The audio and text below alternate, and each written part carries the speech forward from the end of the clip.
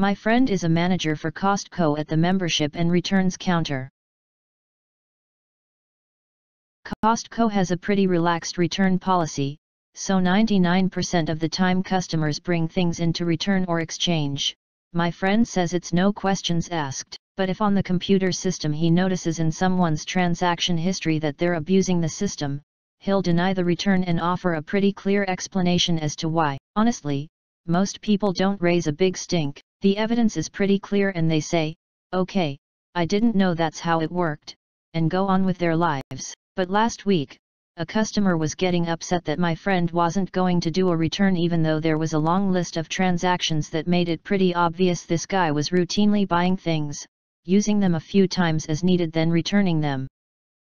In this case, he had bought a bunch of food and was trying to return the packaging for full returns. He's not backing down.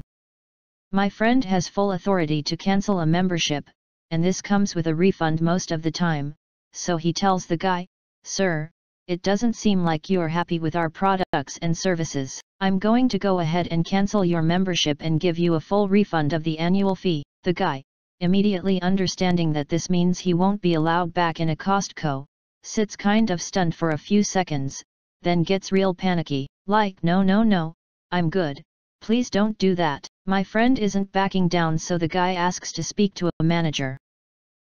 Friend plays the whole "I am the manager of this department." So the guy escalates. The assistant warehouse manager comes over and looks at the transaction history and immediately sides with my friend, saying virtually the same thing but in super sing-songy. "We're so sorry you haven't been happy with the products we sell," and backs my friend up while he finishes canceling the guy's membership. Now to the comments. Awesome. I've always assumed their computer system would flag someone who has a ridiculously high return percentage. Used to work for an American sports goods company. Can verify lots of people do this. They buy stuff, use it for a week or two and then return it on the basis of the 90-day return policy. It's a headache as a customer service relations agent to deal with such customers. I worked in a mom and pop sporting goods store for a while. My favorite return attempt was a guy bought trail running shoes and wore them for a 5-mile run in the woods. He brought them back the next day and said they didn't feel right after his run. The only problem is they were covered in mud, grass, and pine needles. I refused to take them back and he sort of resigned himself with it. He didn't even bother cleaning them, just put them in a grocery bag and plopped them on my counter. There's a big advantage membership stores have. They generally bend over backwards to keep members happy, but when members cross the line, they get ushered out. Give them a full refund of the membership fee so they have nothing to complain about. Now they are Walmart's problem. Costco used to have a return anytime for refund policy, but people started abusing it on computers and TVs, so they had to limit it on electronics. It would be stupid for a business to keep customers that make you lose money. 80/20th rule. 20% of the customers cause 80% of the problems. Membership stores get to fire the 20%, that's one of the ways they turn a profit selling things at cost. The Pareto principle is a wonderful concept. It also works on the other side. 80% of your profit will be from 20% of your customers. Concentrate on pleasing them. I work at a Costco where a guy had returned around $25,000 worth of electronics. Also took the assistant warehouse manager to say, "Yeah, you are abusing the return policy and we are canceling your membership." It's why I couldn't work at the return counter, would be nowhere near as understanding as they are. The mattress returns. Shudder. Like when a memory foam mattress has a large permanent crater in it. Who in the actual heck was never leaving that spot, and you have the nerve to return it? If someone is unhappy with customer service at Costco, they'll never be happy. I used to hate Costco. Not because of the customer service, but because of the customers. People leaving their carts wherever, blocking aisles while they duck around. I have found that since they got rid of samples that it's been way better. I hope samples never come back. Ha ha ha, my husband just smiled and nodded in agreement as I read him this. He flipping hates Costco. We've even tried going right at opening in the middle of the week. Our location is literally always jam-packed. He cursed the samples, so there was a happy dance when they pulled them, as well as implementing 2 people per card rules. No more families having a weekend picnic in the dang aisles. I knew a couple that abused Costco's generosity. They were self-employed and horrible at money management, so when times were good they'd splurge, especially at Costco. When times were bad, they'd simply load up random stuff they bought at Costco and return it. A vacuum they used for 6 months, half-used food, didn't matter. Wish they would do this more for abusers like this so it doesn't ruin it for the rest of us. My ex-wife would do this whenever she's low on money. She'd try to find stuff she bought at Walmart and return it because they too have a very generous return policy. They won't let her anymore, but she got away with it for years.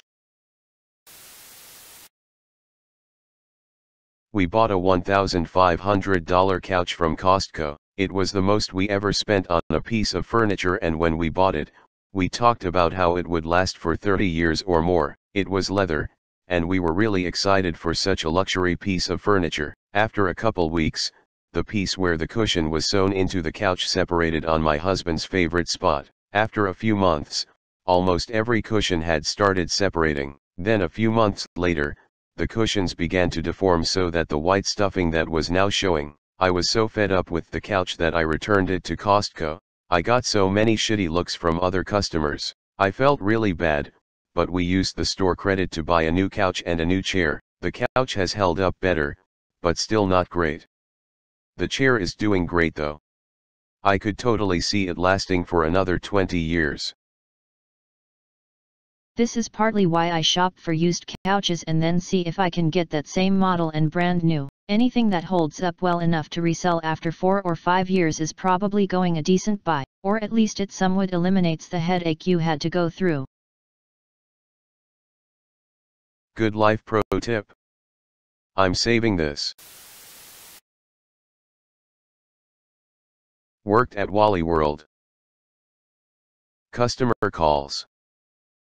He bought one of those digital safes. He put his money in the safe. Promptly forgot the code. Broke the safe to get his money out. Customer, can I return the safe? Manager, sure. WTF? You cannot believe the things they allowed to be returned. I mean, it must not have been a very good safe if he broke into it so easily.